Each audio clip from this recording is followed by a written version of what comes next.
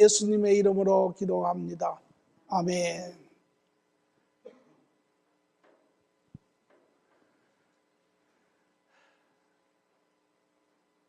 어느덧 시간이 많이 질러 2018년 마지막 달 성탄절을 맞이하게 되었습니다. 성탄절, 아마 절기 중에 가장 기쁜 절기가 아닌가 생각을 합니다. 많은 곳에 세계 도처에서 성탄절을 기억하며 예수 탄생하신 날들을 감사하죠. 예수님이 오신 날, 인간으로 아기 예수로 이 땅에 오신 날, 우리는 그날을 기억하며 감사하며 예배를 드립니다. 우리 인간의 인생은 탄생이 있으면 죽음이 있죠. 시작이 있으면 끝이 있습니다. 시작이 없는 끝은 없고 끝이 없는 시작은 없습니다. 시작과 끝은 하나입니다. 그 둘이 합쳐질 때 온전한 삶이라고 이야기할 수 있죠. 예수님의 탄생이 크리스마스라면 예수님의 죽음이 부활절입니다. 기독교에서는 다른 어떤 것도 절기 중에, 그러나 우리가 반드시 기억하는 것은 이 예수님의 탄생과 죽음인 크리스마스와 부활절이죠. 그 이유인 것은 예수 그리스도가 바로 기독교의 중심이기 때문에 그렇습니다. 예수 그리스도가 계시지 않는 기독교는 존재하지 않습니다. 예수 그리스도가 그 중심이기에 우리는 그분이 우리의 하나님이시고 우리의 삶의 주인이시고 우리의 아버지의 관계를 맺으며 사는 그러한 신앙의 삶입니다. 오늘 이 예수님의 탄생과 더불어 저는 여러분과 성탄절이 무엇인지, 또 그분이 오신 뜻이 무엇인지, 그분이 오심으로 인하여 이 세상이 어떻게 변화되었는지 우리는 깊이 생각해 보며 다시 우리가 처음 예수 그리스도를 이 땅 가운데서 만났을 때 그 벅찬 감격들을 다시 우리는 기억할 뿐만 아니라 그 감격의 삶이 주님과 동행함으로 인하여 이어지며 계속되기를 바랍니다. 오늘 본문의 말씀은 누가복음 2장 10절에서 14절의 말씀입니다. 같이 말씀을 읽도록 하죠. 천사가 이르되 무서워하지 말라. 보라, 내가 온 백성에게 미칠 큰 기쁨의 좋은 소식을 너희에게 전하노라. 오늘 다윗의 동네에 너희를 위하여 구주가 나셨으니 곧 그리스도 주시니라.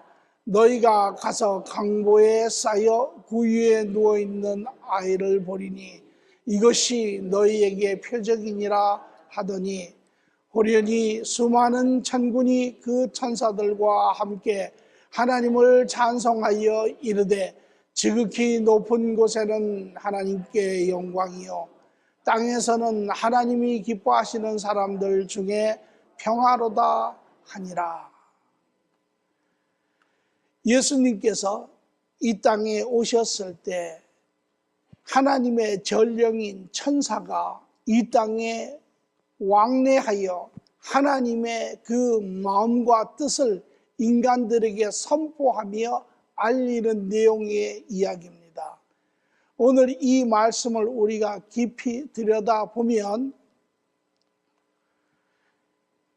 이제 예수님께서 이 땅에 오시는데 그는 그냥 인간이 아니라 바로 인류를 구원하시기 위하여 오시는 구주 그리스도이신 그분이 이제 이 땅에 오시고 이 땅에 와서 우리를 구원하시며 그 구원으로 인하여 결과적으로 하나님 앞에는 큰 영광이 되고 우리 가운데는 평화가 깃든다라는 이야기의 내용입니다. 이것이 하나님이 우리 인간들이 알기를 원하는, 우리에게 들려주기를 원하는 내용입니다. 그래서 이것을 보면 여기에 세 가지의 사실을 우리가 발견할 수 있는데, 첫째는 역사적인 사실은 하나님이신 예수님이 이 땅에 오셨다라고 하는 이야기입니다. 또 오시는 목적은 우리를 죄와 고통스러운 삶에서 구하기 위함이라 라고 이야기를 하고 계시고, 그 결과로 인하여 우리는 세상에서 평화를 누리며 하나님에게 영광을 올려드리는 그러한 자들이 되는 것이지요. 저는 이어서 세 번에 걸쳐서 여러분과 이 말씀의 내용을 같이 깊이 나누며 그 안에 하나님께서 우리에게 향하신 그 은혜를, 그 기쁨을 우리는 같이 발견하고자 합니다. 오늘은 우리가 하나님이신 예수님이 이 땅에 오셨습니다. 창조주 하나님이신 예수님이 이 땅에 오셨습니다. 여러분, 성탄절의 의미가 무엇입니까? 여러분에게는. 저는 개인적으로 하나님이신 이 예수께서 이 땅에 오셨다라고 하는 그 말을 들을 때마다 여전히 제 가슴 안에는 제가 품을 수 없는 그 큰 감격이 있습니다. 오늘 믿음의 사람에게 성탄절은 아주 특별한 그런 날임에도 불구하고 우리의 내면을 바라보면 성탄절이 그저 막연한 예수님이 오신 날, 예수님이 태어나신 날, 즐거운 날, 기쁜 날, 같이 세상과 함께 선물도 나누며 같이 식구들이 모여서 좋은 시간 하는 날, 이러한 정도의 기억을 가지고 계십니까? 아니면 여러분 심령 안에, 마음 안에 여전히 그 벅찬 감격을 느끼시는 그러한 시간들을 가지십니까? 과연 성탄절이 무엇인지, 하나님이신 그분이 이 땅에 오셨다라는 것이 과연 무엇을 의미하는지 우리는 다시 한번 우리의 모든 그러한 지성과 이성과 우리의 모든 그러한 통로를 통하여 우리는 이 의미를 깊이 느껴볼 필요가 있습니다. 오늘 이 본문의 말씀을 통하여 내용을 보니, 오늘 다윗의 동네에 너희를 위하여 구주가 나셨으니 곧 그리스도 주시라. 너희가 가서 강보에 쌓여 구유에 누워있는 아기를 보리니 이것이 너희에게 표적이니라. 주가 이 땅에 오셨습니다. 인간 아이로 오셨습니다. 그것이 오늘 여러분과 저에게 무엇을 의미하는지, 우리는 여기에서 우리가 깨달아 무엇을 보아야 하는지를 같이 나누고자 합니다. 창조주 하나님이신 예수님이 이 땅에 오셨습니다. 그냥 한 아이가, 한 인간이 이 세상을 방문하여 우리의 가정에, 우리의 삶에 다가왔을 때도 우리에게는 큰 기쁨이 있죠. 그러나 이 아이는 그냥 평범한 아이가 아닙니다. 인간의 어떠한 물리적인, 남자와 여자의 어떠한 육체적인 결합을 통하여 생긴 그러한 아이가 아닙니다. 이분은 처음부터 하나님이셨습니다.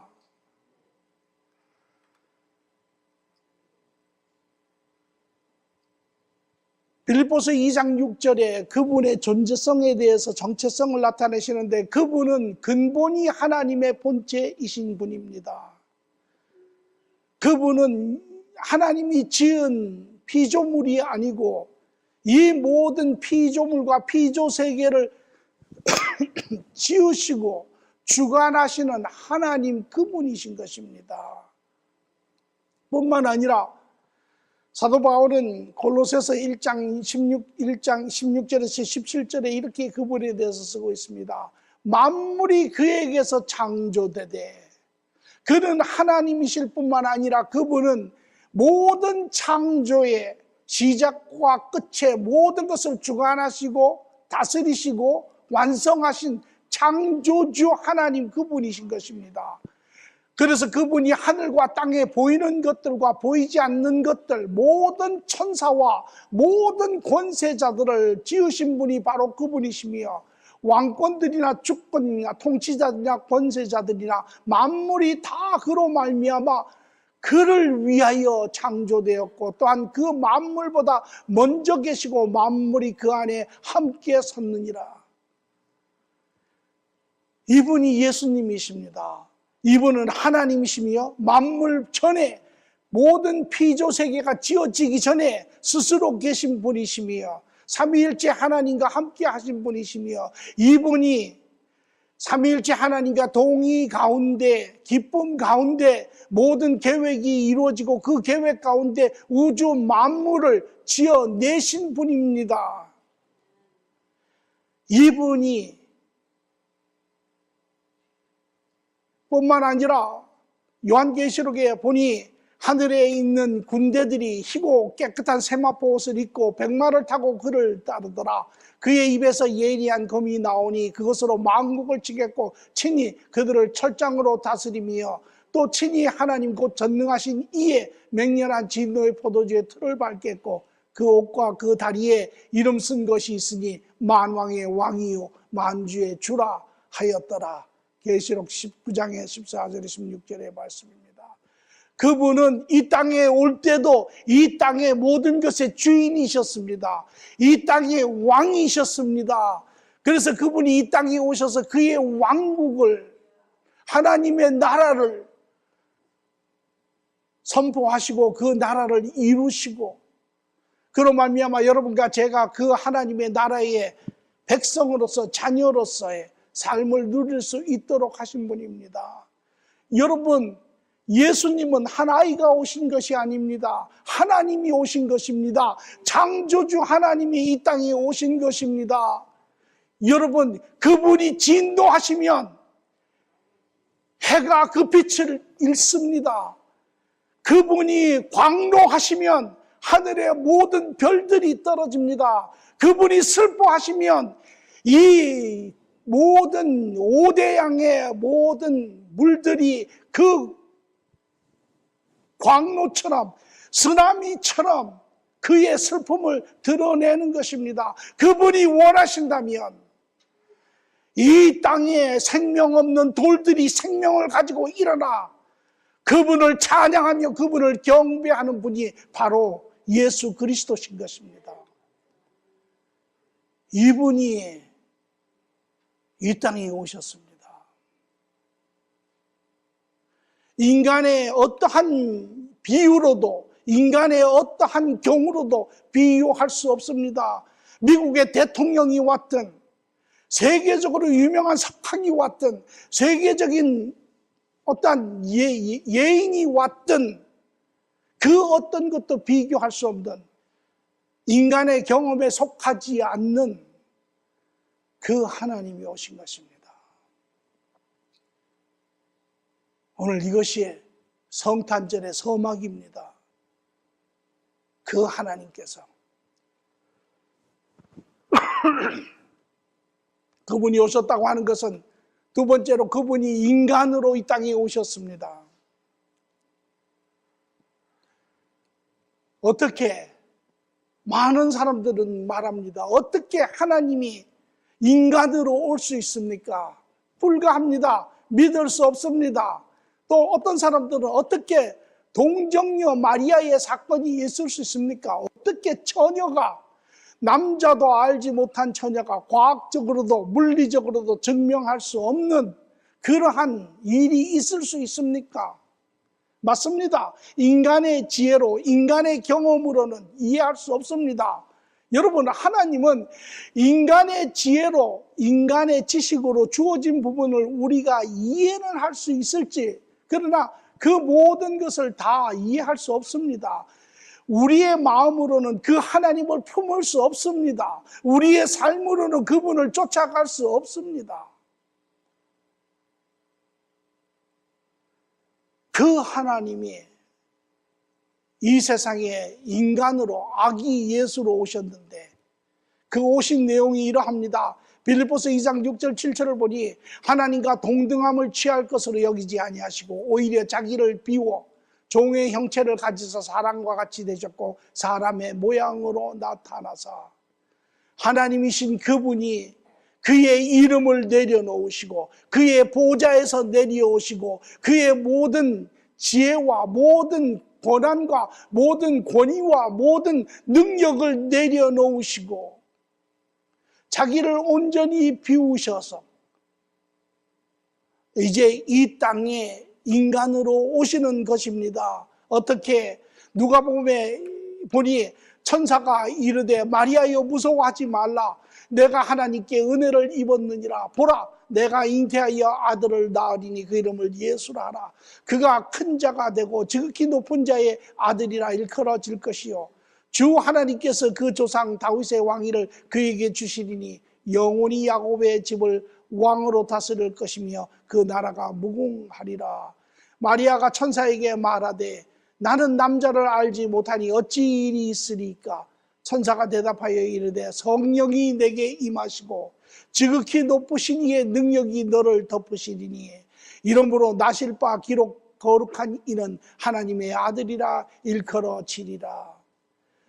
자기의 모든 것을 내려놓으신 그 하나님이 이제 하나님의 능력으로 인간의 어떠한 그분이 지으신 자연의 질서를 따라 그분이 만나기를 원하시는 것은 이 세상의 인간임에 인간으로 이 땅에 오시는 것입니다.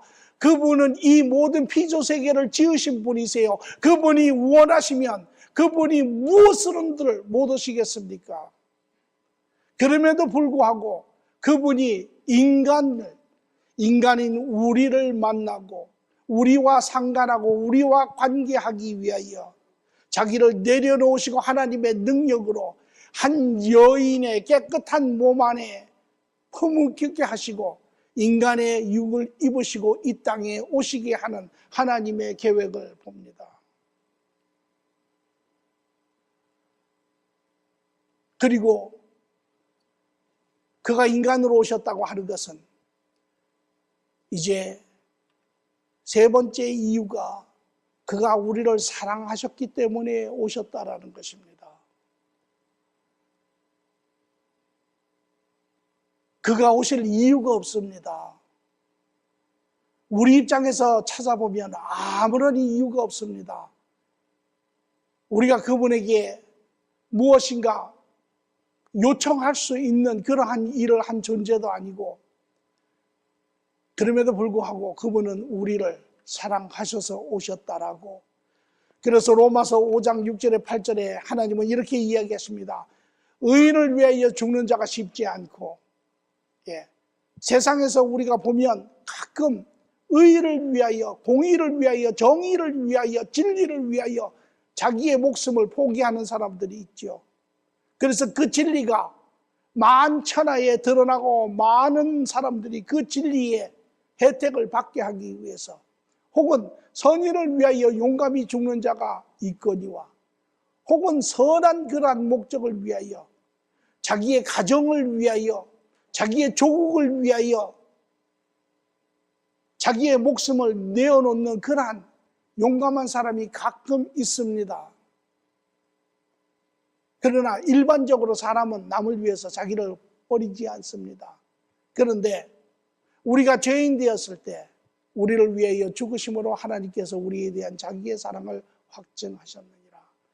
다시 말하면 우리가 죄인 되었을 때 우리가 죄 가운데 잡혀 살았을 때, 죄의 노예가 되었을 때 우리의 본능과 우리의 정욕을 쫓아 세상의 모든 악한 삶을 쫓아 살았을 때, 내 원하는 대로 살았을 때, 남을 상관하지 않으며 살았을 때, 남에게 고통을 끼치며 살았을 때, 내가 더 갖기 위하여 남을 밟으며 살았을 때, 그러한 우리를 위하여, 그러한 우리를 아시면서도 우리를 만나시기 위하여 자기의 모든 것을 내려놓고 이 땅에 오셨다라는 것입니다. 그분이 이 땅에 오신 것은 우리를 사랑하셨기 때문에. 무엇 때문에 우리를 사랑하셨겠습니까? 그것은 제가 기억할 수 있는 것은 바로 그분이 우리를 지으신 분이기 때문에 그렇습니다. 우리는 그분에게 주장할 것이 아무것도 없습니다. 그러나 그분이 자기의 사랑을 포기하실 수 없음에 그의 형상으로 지어진, 그의 자녀로 지어진, 비록 우리가 타락하고 잘못된 길로 걸어가는 그러한 인생을 살고 있지만 그분은 우리를 포기하실 수 없었습니다. 그래서 그분은 이 땅에 오시게 되었죠. 그분이 우리를 사랑한 것은 우리는 또 다른 각도에서 볼 수 있습니다.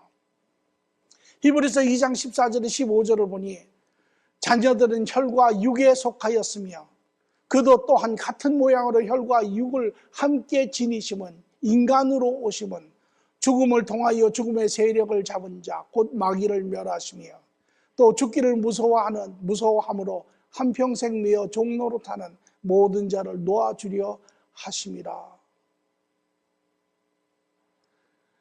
우리를 자유케 하시고 우리를 해방케 하시려고 나아가 로마서 6장 6절에 7절은 말하기를 우리가 알거니와 우리의 옛사람이 예수와 함께 십자가에 못 박힌 것은 죄의 몸이 죽어 다시는 우리가 죄의 종노릇하지 아니하리 함이니 이는 죽은 자가 죄에서 벗어나 의롭게 하심을 얻었음이라.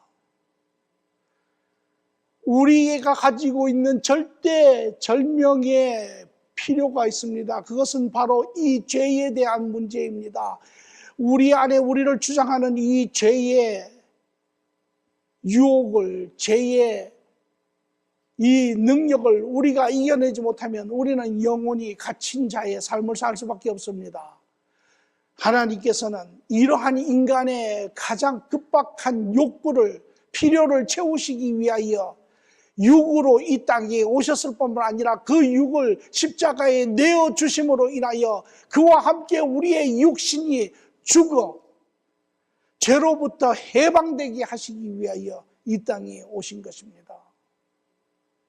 이것이 우리의 필요를 공급하시고 이루어 주심으로 인하여 하나님의 사랑을 우리에게 증명하고 계시는 것이죠.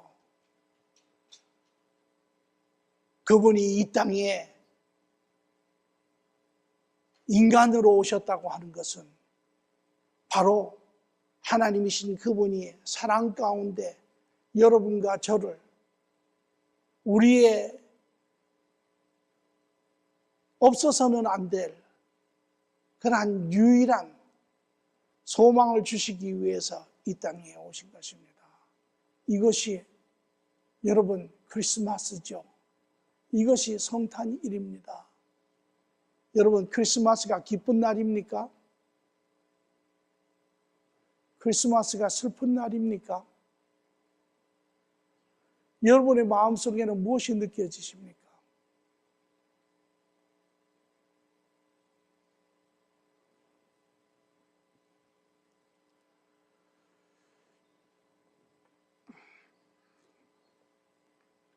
이것이 하나님의 뜻이고 이것이 예수님께서 행하여 이 땅에 오신 것입니다. 우리의 반응은 어떠하였을까요? 요한복음 1장 10절에서 11절의 말씀을 보니 그가 세상에 계셨으며 세상은 그로 말미암아 지은 바 되었으되 세상이 그를 알지 못하였고 자기 땅에 오매 자기 백성들이 영접하지 아니하였으나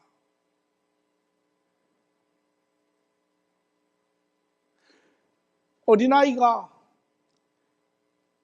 여러분 우리가 어렸을 때 소풍을 가면 이제 어떤 그런 즐거운 일이 내 앞에 다가오면 흥분되죠. 정말 그 시간이 기다려지고 새벽부터 일어나서 날씨를 체크하고 그런데 그때 되면 또 소풍 갈 때는 비가 와요. 그런 막 설레임을 가진 그러한 때를 우리가 기억하는 것처럼 주님께서 그 아버지의 뜻에 따라 우리를 구원하시기 위하여 이 땅에 오셨을 때 그 주님의 마음에는 그런 설렘이 없었을까요? 그런데 정작 그분이 이 땅에 오셨을 때 우리 인간은 모든 방송국이 총동원해서 그분이 오시는 것을 화면에 담고 전 세계에 표현하고 또 모든 음악인들이 모여서 그분을 찬양하며 그분을 영접하며 이러한 것이 아니라 그분이 이 땅에 오셨음에도 우리 사람들은, 인간들은 그분을 알아보지도 못하고 그분을 영접하지도 아니하였다라고 이야기합니다.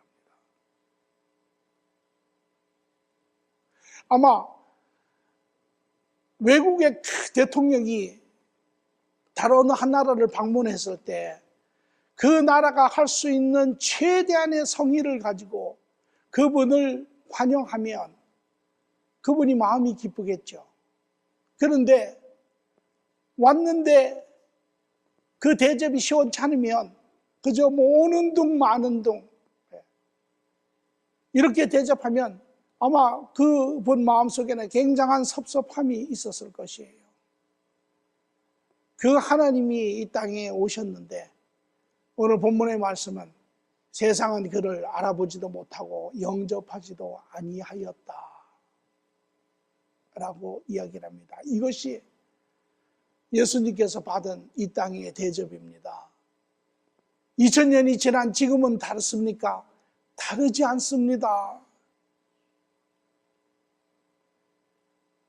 여러분, 지금 사람들은 크리스마스가 되어서 예수님의 탄생에 대한 이야기를 듣기를 원치 않습니다.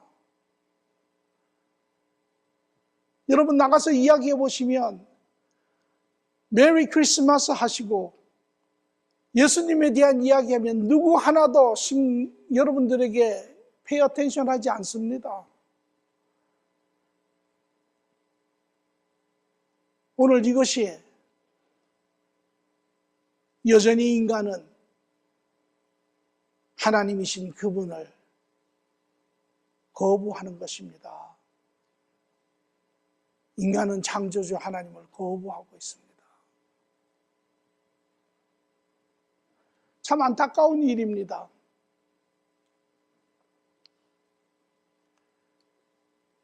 그 이유를 보면 인간의 죄 때문에 그렇다라고 이야기하죠. 인간은 죄를 짓고 살았습니다. 내가 어떠한 행위를 하며 살았는지를 우리는 압니다. 세상 사람들은 모른다 할지라도 자신은 속일 수 없습니다. 그러므로 우리 안에 있는 그 죄책감과 후회와 그런 아픈 것들을 우리는 한쪽에 몰아놓고 가둬놓고 보지 않으려고 하죠. 이런 인간들이 하나님이 오셨다라는 이야기를 들을 때 그 앞에 나가기를 꺼려합니다. 왜? 자기의 그런 행위들이 드러날까 봐. 그런 수치감과 부끄러움과 두려움과 이런 것들이 인간을 사로잡아서 오히려 하나님 앞에 나아가기를 거부하고 오히려 스스로 감추는 그러한 일들을 하죠. 그러나 오늘 우리가 알아야 할 부분이 있습니다. 로마서 5장 6절에 보니 우리가 연약할 때에 기억대로 이 그리스도께서 경건하지 않은 자들을 위하여 죽으셨도다. 이 말씀을 가만히 묵상해 보면 우리가 연약하지 않았을 때 주님께서 이미 그것을 아시고도 이 땅에 오셔서 우리를 위하여 길을 여시기를 원하셨다라는 것이죠. 다시 말하면 주님께서는 이미 우리가 행한 모든 행위를 하나도 빠짐없이 알고 계십니다. 내가 사람이 없는 곳에서 행하였던 거나 내가 사람들이 있는 곳에서 행하였던 거나 과거에 행하였거나 미래에 행할 것인가 그 모든 것을 이미 하나님께서 알지 못하는 것은 아마 하나도 없습니다. 하나님께서는 그것을 아시고도 그럼에도 불구하고 거기에 대한 이유를 달지 아니하시고 이 땅에 오셔서 우리를 청하신 것이죠. 그래서 그분은 세상을 바라보며 이렇게 이야기하십니다. 요한복음 3장 16절에 17절에 하나님이 세상을 이처럼 사랑하사 세상이 악한 것을 알지 못했습니까? 아셨습니다. 세상이 더럽혀진 것을 몰랐습니까? 아셨습니다. 내가 추한 일을 저지른 것을 모릅니까? 아셨습니다. 내가 부끄러움 가운데 있는 것을 모르십니까? 아셨습니다. 그럼에도 불구하고 세상을 향하여 우리를 향하여 말씀하시기를 내가 너를 이처럼 사랑하사 내가 독생자를 주었으니 이는 그를 믿는 자마다 멸망치 않고 영생을 얻게 하려 하심이라. 그 아들을 세상에 보낸 것은 세상을 심판하려 하심이 아니요 그로 말미암아 세상이 구원을 받게 하려 하심이라. 이것이 하나님의 뜻이지요. 이것이 예수님이 오신 이유입니다. 이것이 예수님께서 이 땅에 오셔서 바라보고 계시는 그의 마음이지요.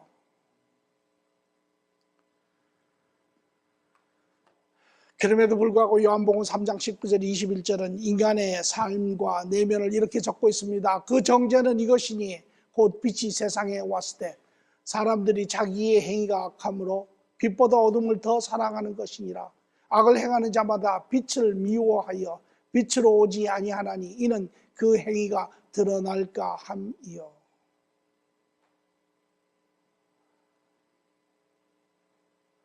저도 한 인간으로 수많은 그러한 실수도 하고 잘못도 하고 부끄러운 일도 하고 수치스러운 일도 했습니다. 그것이 우리에게 얼마나 큰 아픔인지도 잘 압니다. 또 그것으로 인하여 갇혀진 얽매인 삶이 얼마나 고통스러운지도 잘 압니다. 또 그것으로부터 도망가고 싶고 감추고 싶고 그러한 인간이 가지고 있는 두려움도 잘 압니다. 그러나 오늘 우리가 기억해야 할 것은 나만 알고 있는 것이 아닙니다. 하나님께서도 이 모든 것을 알고 계세요. 이 모든 것을 보고 계세요. 그럼에도 불구하고 하나님은 그것이 너의 모습이니라. 이제 그러한 우리의 모습을 변화시키시고 바른 삶을 주시기 위하여 오신 이가 하나님이시죠.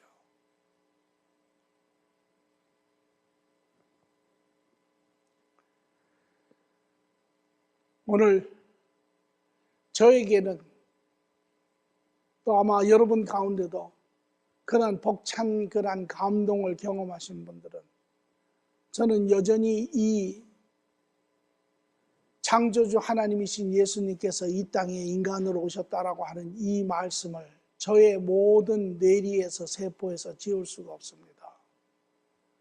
지금도 그 말을 떠올리면 저의 모든 존재가 그것으로 인하여 아주 격한 그런 감정적인 흔들림을 경험합니다. 창조주 하나님이신 예수님께서 이 땅에 나를 만나러 오시고 여러분을 만나러 오실 것입니다.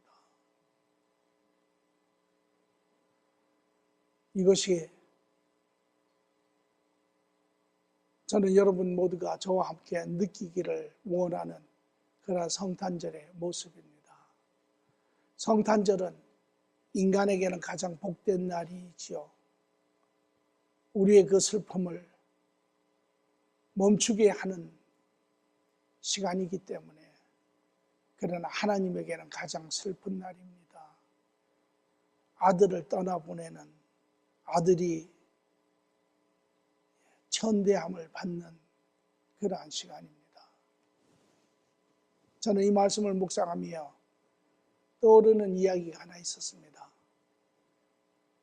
노예로 부모 때로부터 노예로 살던 한 가정이 있었습니다. 그 자식이 태어나서 노예가 되고 또 딸이 태어나서 노예가 되고 살았던 가정입니다.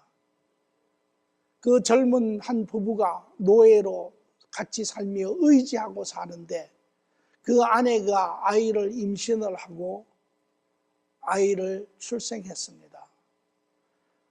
남편인 노예가 그 아이를 바라보며 그 기쁘기 한이 없습니다.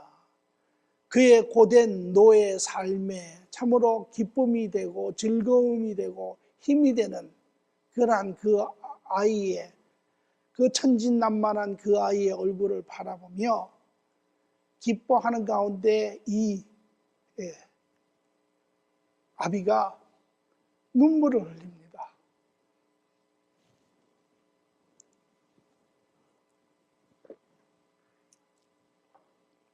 그 이유는 그 아이가 앞으로 노예로 살아야 할 수많은 고통스러운 삶을 보았기 때문에 그렇습니다.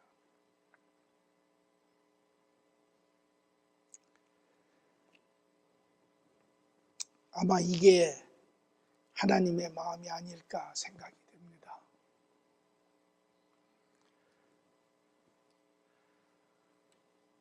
성탄절을 맞이하시는 여러분의 마음의 자세는 어떠하십니까? 성탄절은 그저 한없이 기쁜 선물을 나누며 이웃을 챙기는 그러한 날입니까? 그런 부분도 있죠. 아니면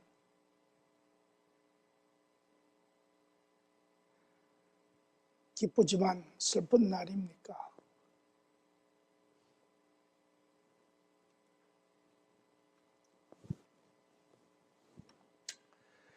그래서 요한복음 1장 12절에 주님은 그 마음을 이렇게 이야기하시죠. 영접하는 자, 곧 그 이름으로 믿는 자에게 하나님의 자녀가 되는 권세를 주셨다.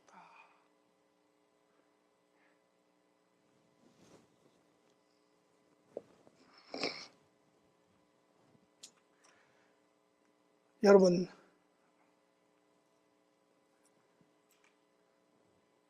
정성을 다해서 주님 오심을 경축하시는 시간 되기를 간절히 축원합니다.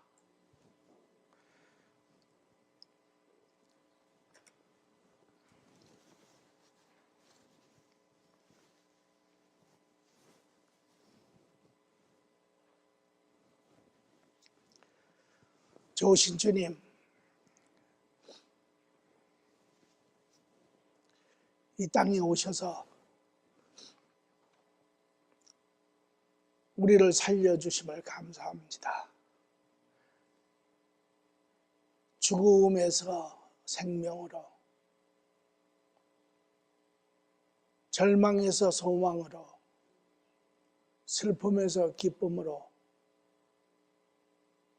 그러나 우리의 소망과 우리의 기쁨과 이 모든 것은 주님의 희생적 오심으로 인한 것임을 우리가 알진대 오늘 우리가 주님 앞에 드릴 수 있는 참으로 진정된 주님을 우리가 영접하며 주님과 동행하며 나아가 주위의 많은 사람들에게 이 예수 오심을 하나님께서 그들을 찾아오심을 하나님 우리 살아가는 모든 자들에게 함께 나눌 수 있도록 우리의 심령을 우리의 모든 정황을 하나님께서 주장하여 주시옵소서. 감사하며 예수님의 이름으로 기도합니다. 아멘.